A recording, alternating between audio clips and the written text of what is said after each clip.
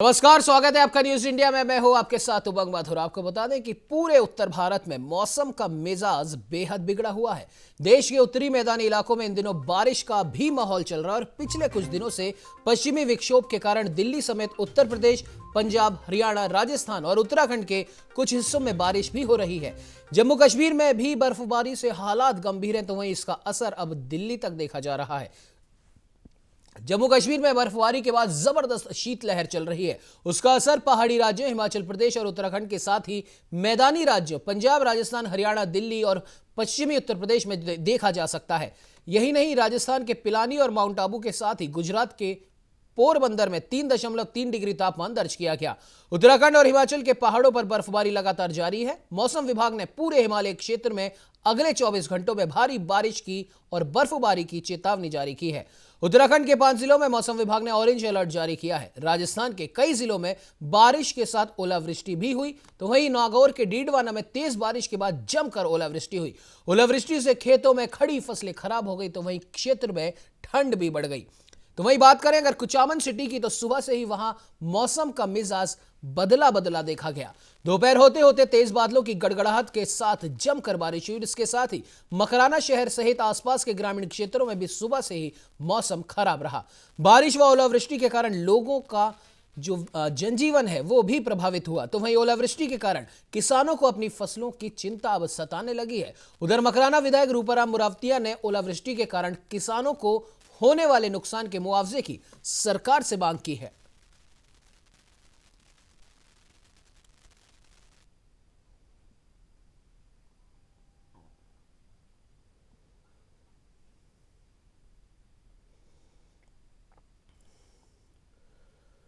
तो इस पर बात करने के लिए जोधपुर से हमारे संवाददाता जितेंद्र डूडी हमारे साथ लाइव जुड़ चुके हैं। जितेंद्र, जिस प्रकार से उत्तर भारत में ठंड का प्रकोप बढ़ता जा रहा है और साथ ही साथ बारिश ने डबल अटैक कर दिया है, तो जोधपुर के क्या कुछ हालात हैं, आपसे जानना चाहेंगे।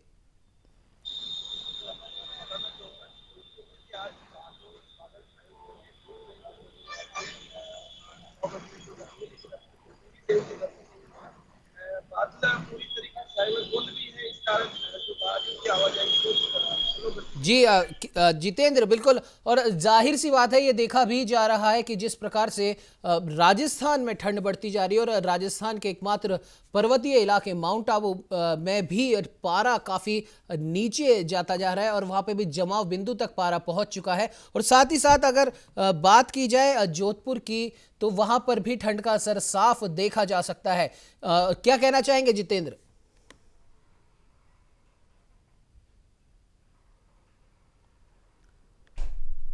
जी जितेंद्र। बताना चाहूंगा कि जोधपुर के अंदर बादल छाए हुए हैं, सुबह से धुंध भी है, इसकी वजह से यहाँ पे जो कोहरा भी छाया हुआ है। साथ ही आपको बता दें कि आज बादलों की बहुत ज्यादा आवाजाही है, बारिश कुछ ही समय में हो सकती है, क्योंकि जिस तरीके से बादल छाए हुए हैं उस तरीके से रिमझिम बारिश कई ग्रामीण इलाकों में सूचना आई है कि ग्रामीण इलाकों में बारिश हुई है। हमारे साथ कई किसान लोग भी हैं, हम उनसे भी जानेंगे। आप गाँव से आए हैं, किस तरह की बारिश उस साइड में हुई? बारिश बूंदाबांदी हो रही है बारिश की, और बादल छाए हुए हैं, बहुत ठंड है, कोहरा छाया हुआ है, सूर्यदेव का दर्शन नहीं हुए हैं और कई जगह कीड़े भी पड़े हैं। ये बारिश क्या किसानों के लिए सही है? किसानों के लिए सही है बारिश। मऊ की बारिश फसलों के लिए सही है, गेहूँ, चीना, रायडा, उनके लिए सही है। बिल्कुल। उमंग बताना चाहेंगे कि किसानों के लिए ये जो माउंट की बारिश होती है वो काफी फायदेमंद होती है, इससे जीरा रायडा जो है फसल पकती है, तो किसानों के लिए काफी फायदेमंद बताई जा रही है। जी उमंग।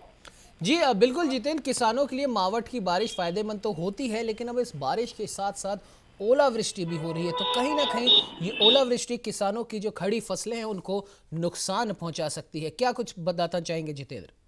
जी बिल्कुल, ओलावृष्टि किसानों के लिए काफी दुविधा पैदा कर सकती है और किसान इसी से जो है कुछ घबराए हुए हैं कि कहीं ओले नहीं गिर जाए। फसल माउंट अगर होती है तो बहुत अच्छी मानी जाती है, लेकिन इसके साथ अगर ओला गिर जाता है तो जीरा रायरा ये फसलें पश्चिमी राजस्थान में होती है और इससे जो है काफी नुकसान हो सकता है। जी उमंग।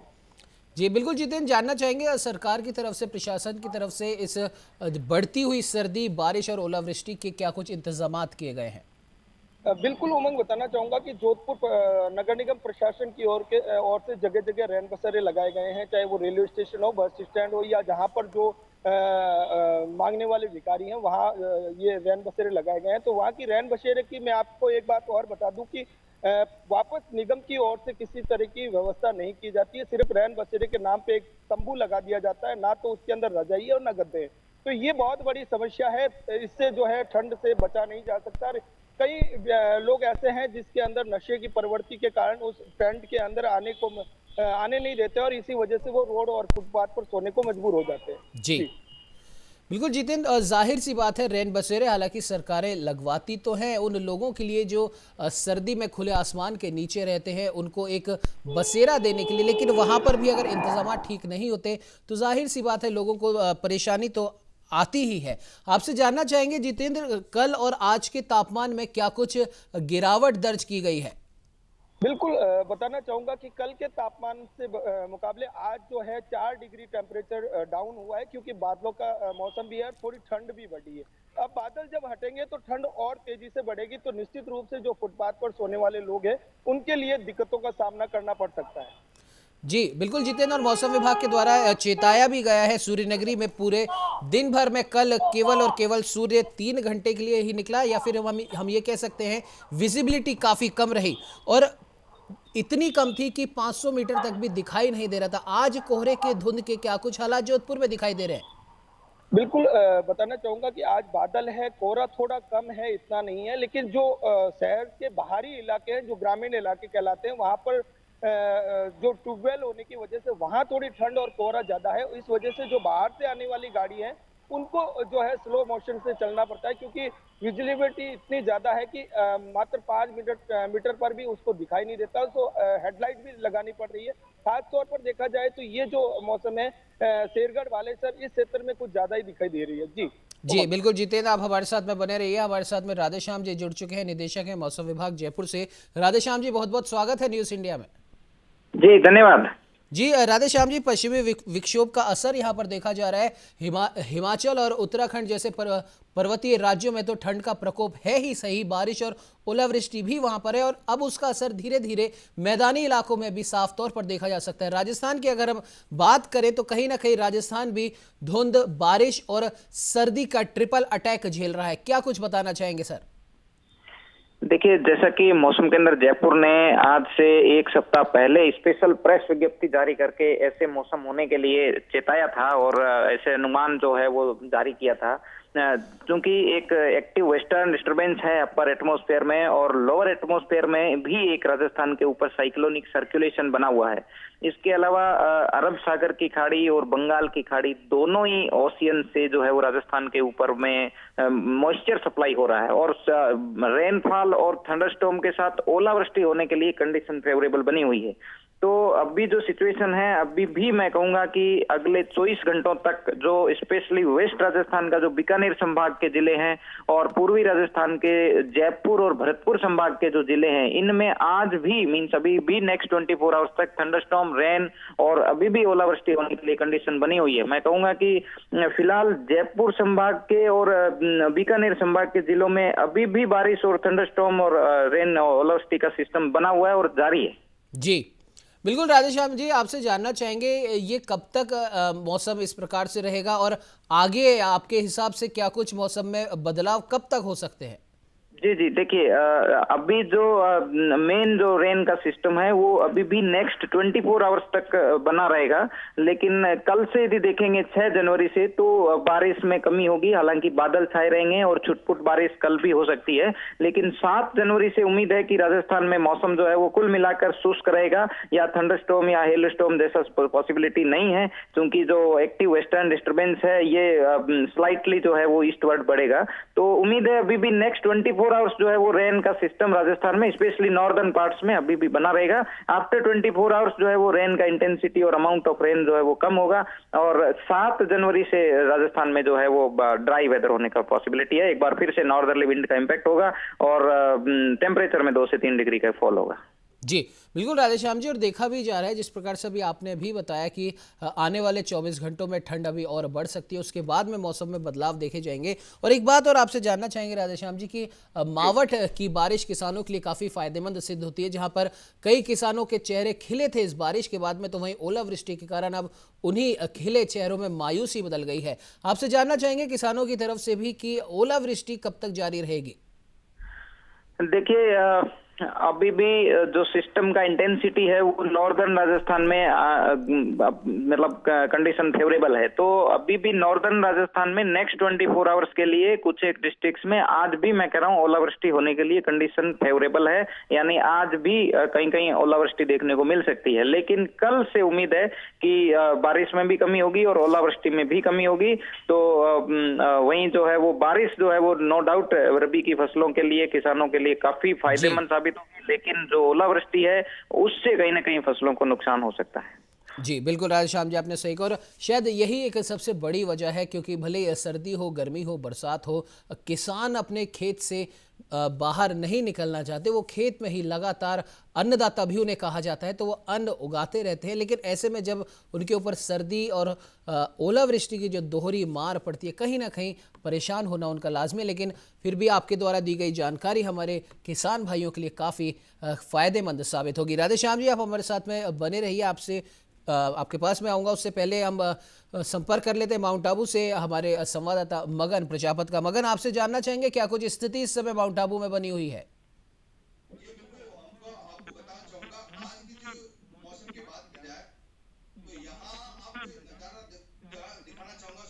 जी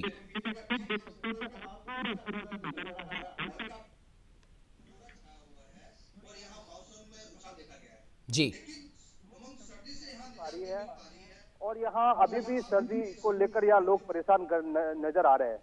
चाहे स्थानीय लोगों, जो आने वाला जो पर्यटक है वह भी सर्दी को लेकर काफी परेशान नजर आ रहा है। और जो बच्चे हैं और जो बुजुर्ग लोग हैं वो घरों के अंदर हीटर और अलाव का सहारा लेकर ये सर्दी से जतन करते हुए भी नजर आ रहे हैं। और इस माउंट आबू की अरावली की वादियों में जो कोहरा छाया है, वो अरावली की वादियों के कोहरे को लेकर यहाँ भ्रमण करने वाले माउंट आबू में पर्यटक है वो काफी इस मौसम का लुत्फ उठाते हुए भी नजर आ रहे हैं सर्दी को लेकर माउंट आबू में पर्यटक। जी उमंग। जी बिल्कुल, मगन, आपसे जानना चाहेंगे प्रशासन की तरफ से क्या कुछ इंतजाम वहां पर किए गए हैं सर्दी से बचाव के लिए? जी उमंग, आपको बताना चाहूंगा प्रशासन की ओर से अगर बात की जाए तो यहाँ प्रशासन के पुख्ता इंतजाम है। बस स्टैंड के संपीड़ माउंट आबू के समीप जो रैन बसेरे की है वो व्यवस्था है की गई है प्रशासन की ओर से। और यहाँ रैन बसेरे जो गरीब तबके के लोग हैं और जो अन्य लोग जो यहाँ जिनको ठहरने की उत्तम व्यवस्था नहीं मिलती है, तो यहाँ रैन बसेरे प्रशासन की ओर से संपूर्ण व्यवस्था की गई है। पानी, जलपान, नाश्ता और बिस्तर और अलाव का भी सहारा लेकर यहाँ रैन बसेरे के आसपास में पुख्ता इंतजाम प्रशासन के दिखाई दे रहे हैं। और अभी उमंग आपको बताना चाहूंगा कि कोरोना महामारी का दौर है। मानकर नाके के जो माउंट आबू में जो प्रवेशद्वार से जो माउंट आबू में प्रवेश करते हैं सैलानी, वहां पर वाहन कर नाके पर कर्मचारियों द्वारा मास्क का वितरण के साथ साथ सैनिटाइजर कर वाहनों को प्रवेश दिया जा रहा है। प्रशासन की ओर से यहाँ पुख्ता इंतजाम नजर आ रहे हैं। जी उमंग। जी बिल्कुल, मगर आपने बिल्कुल सही कहा, और कहीं ना कहीं जाहिर सी बात है लोग बाग भी इस सर्दी से बचाव के लिए कहीं ना कहीं जो सड़कों पर रहते हैं वो प्रशासन के ऊपर ही बहुत हद तक वो निर्भर रहते हैं। फिलहाल आप राधेश्याम जी, आपसे पूछना चाहेंगे वायुमंडल की ऊपरी सतह में पश्चिमी विक्षोभ जो बन रहा है, जैसा कि आपने भी बताया था, उस वजह से ही मौसम में इतना परिवर्तन हुआ है। आपसे जानना चाहेंगे राधेश्याम जी, ये कब तक ये स्थिति बनी रहेगी राजस्थान में? देखिए, पिछले 2-3 दिन से जो सिस्टम बना हुआ है वो पूरी तरह से राजस्थान के ऊपर परसिस्ट कर रहा है। मतलब जनरली जो वेस्टर्न डिस्टर्बेंस इस सीजन में आते हैं वो ईस्ट से आते हैं और 2 या 3 दिन के अंदर अंदर जो है राजस्थान से क्रॉस करके पूर्वी भारत की तरफ निकल जाते हैं। लेकिन ये जो सिस्टम है ये पिछले 3 दिन से राजस्थान के ऊपर बना हुआ है और एक ही लोकेशन पे बना हुआ है। इसकी वजह से पिछले 3 दिनों से जो है वो राजस्थान में बारिश का दौर जो है वो जारी है। तो अभी जो सिचुएशन है उसके हिसाब से अगले 24 घंटों तक इसका असर बना रहेगा, लेकिन आफ्टर 24 आवर्स ये सिस्टम का असर कुछ कम होगा और बारिश का और जो थंडरस्टॉर्म का जो सिस्टम है उसमें कमी आएगी। जी बिल्कुल राधेश्याम जी, एक बात और यहाँ हम आपसे जानना चाहेंगे, क्योंकि आप मौसम विभाग से आप ताल्लुक़ रखते हैं और मौसम के बारे में आपसे बेहतर कोई बता नहीं सकता। कुछ यहाँ पर ऐसा कहा भी गया था और खबरों में भी था कि 2020 में जिस प्रकार से मौसम में एक बड़ा परिवर्तन देखा गया जो सालों के बाद में हुआ है ग्लोबल वार्मिंग के कारण। आर्कटिक की अगर बात करें तो वहाँ पर भी बर्फ लगातार पिघल रही है और जाहिर सी बात है विदेशों में अगर हम अमेरिका, न्यूयॉर्क, टेक्सास, ऑस्ट्रेलिया इन जगहों की हम बात करें तो वहाँ पर भीषण गर्मी के कारण जंगलों में आग लगने जैसी घटनाएं हो रही हैं और पिछले साल कई देरी जानवर भी उस आग की भेंट चढ़ गए। आपसे जानना चाहेंगे राधेश्याम जी, क्या ऐसी मूल कारण है इन सबके पीछे? ग्लोबल वार्मिंग ही शायद है इन सबके पीछे कारण, और इससे बचने के लिए आपकी तरफ से क्या कुछ सलाह या इसका असर थोड़ा कम करने से आपकी तरफ से क्या कुछ सलाह आप हमारे दर्शकों को देना चाहेंगे? देखिए, मैं कहूंगा कि ये जो बारिश का और ओलावृष्टि का सिस्टम राजस्थान पे बना है, हालांकि कोई डायरेक्ट ग्लोबल वार्मिंग का इम्पैक्ट नहीं है, मतलब मैं कह सकता हूं कि केवल उसका असर नहीं है। जो मुख्य असर है वो पश्चिमी विक्षोभ, मतलब कि ये अपर एटमॉस्फेयर में कुछ weather systems generally winter season northern और नॉर्थ वेस्ट इंडिया क्षेत्र के लिए हमेशा ही बनते हैं। ऐसा नहीं है कि ये ऐसा वो वेदर सिस्टम पहली बार हुआ है। जब भी जो अपर एटमॉस्फेयर में जो वेस्टर्ली विंड्स है उसमें डिस्टर्बेंस क्रिएट होता है, यानी ट्रफ बनता है या सर्कुलेशन बनता है, तो उसकी वजह से जो एटमॉस्फेयर है वो इस रीजन का अनस्टेबल हो जाता है। और लोअर लेवल में यदि विंड पैटर्न ऐसा हो कि मॉइस्चर सप्लाई हो रही है क्लाउड बनने के लिए और थंडरस्टॉर्म होने के लिए फेवरेबल हो जाता है, यानी कि जो आम दिन में एटमॉस्फेयर स्टेबल होता है, ऐसे सिचुएशन में जब वेस्टर्न डिस्टर्बेंस आता है तो एटमॉस्फेयर अनस्टेबल हो जाता है और थोड़े टाइम के लिए, जब तक एटमॉस्फेयर अनस्टेबल रहेगा तब तक थंडरस्टॉर्म और रेन का कंडीशन बनी रहेगी।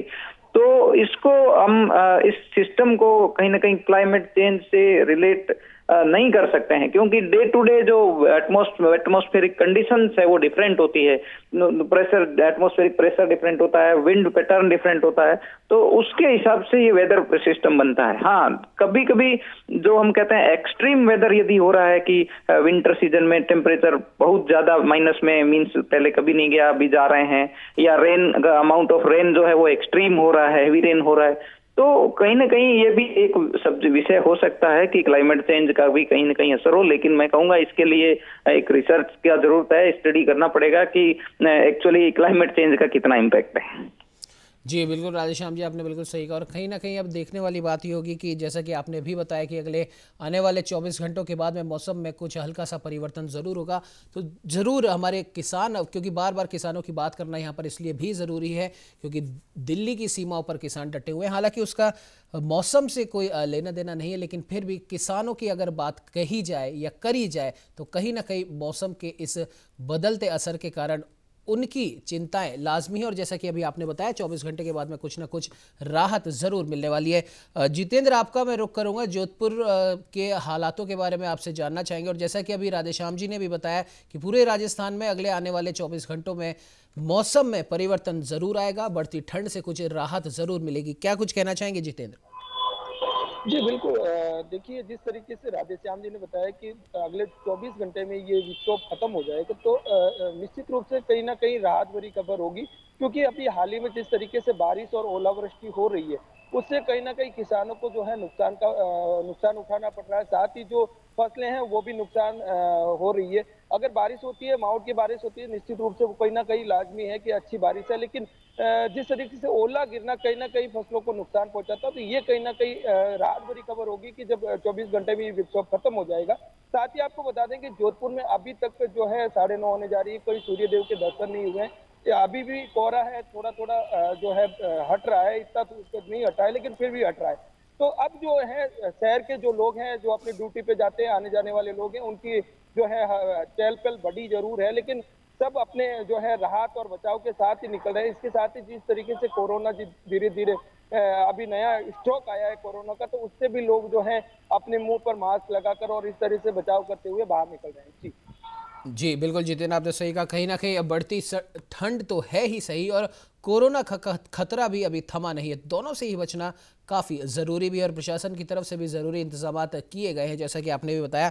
मगन, आपका रुख करेंगे। अभी आपने भी सुना, राधेश्याम जी है, मौसम विभाग से ताल्लुक़ रखते हैं, उन्होंने भी बताया अगले 24 घंटों में मौसम में परिवर्तन के पूरे आसार हैं। बढ़ती ठंड से थोड़ी राहत भी मिलेगी। माउंट आबू राजस्थान का एकमात्र हिल स्टेशन कहा जाता है और यहाँ पर भारी मात्रा में पर्यटक भी आते हैं। पर्यटकों की दृष्टि से अगर बात करें तो आने वाले 24 घंटे के बाद में क्योंकि ठंड थोड़ी कम होगी तो पर्यटकों की आवक भी और ज्यादा हो सकती है। क्या कहना चाहेंगे मगन?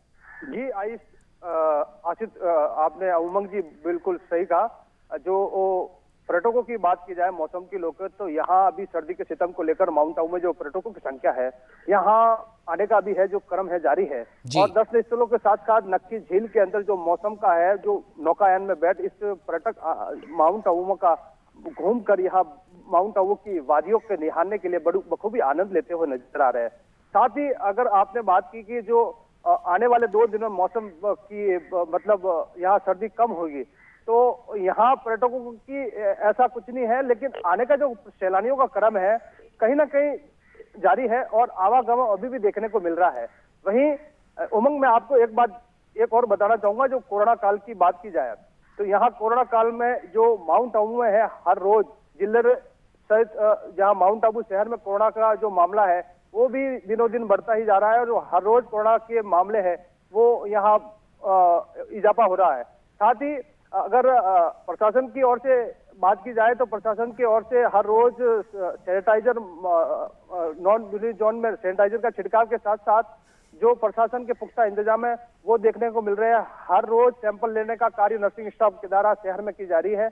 और मैं न्यूज इंडिया की ओर से एक अपील करना चाहूंगा कि लोगों को इस सर्दी के सितम को लेकर जो महामारी का दौर, यहाँ जो संक्रमण बढ़ने का जो आशंका है, तो ऐसे में न्यूज इंडिया की ओर से मैं एक अपील करना चाहूंगा कि लोगों को आप सोशल डिस्टेंसिंग के साथ साथ घर से बाहर निकले थे हाथ धोते और मास्क पहनकर पूरी पालना के साथ में आप इस कोरोना संक्रमण के बचाव को लेकर मैं न्यूज इंडिया परिवार से लोगों से अपील भी करता हूं, क्योंकि अभी सर्दी का सितम है उमंग, तो ऐसे में संक्रमण बनने का खतरा भी मंडराता हुआ लग आ रहा है लोगों की। जी बिल्कुल मगन, आपने बिल्कुल सही कहा। सर्दी का सितम तो बढ़ ही रहा है और कोरोना का कहर अभी कम नहीं हुआ है। हालांकि थोड़ी राहत जरूर मिली है, लेकिन फिर भी इस समय जो कोरोना की गाइडलाइंस है उनकी पालना करना और सर्दी से भी बचाव बेहद जरूरी है। हमारे साथ जुड़ने के लिए राधेश्याम जी आपका बहुत बहुत धन्यवाद। मगन जी आपका भी बहुत बहुत धन्यवाद। जितेंद्र आपका भी बहुत बहुत धन्यवाद।